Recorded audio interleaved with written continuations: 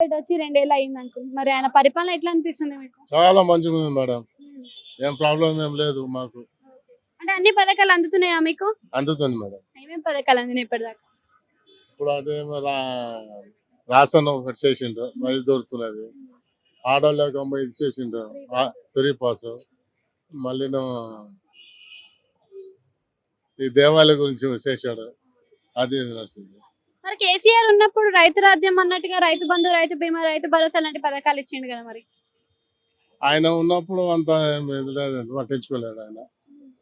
అది ఒకటి ఏమో గ్యాస్ చేసిండు, అది ఒకటి చేసిండు, బాకేం చేయలేదు. మరి కేసీఆర్ ఎందుకు అసెంబ్లీకి వస్తలేడు అంటారు?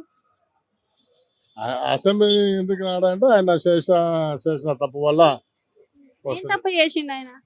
ఆయన ఏదో పైసలు కింద మీద చేశాడని. అవును, దాని గురించి వస్తలేడు అంటారు. అవును. వస్తే ఏమన్నా మార్పు జరుగుతుంది అంటారా? మరి ఏమన్నా ప్రశ్నిస్తాడా దేని గురించి అయినా? ఈసారి కేసీఆర్ వస్తే జరుగుతుంది మేడం.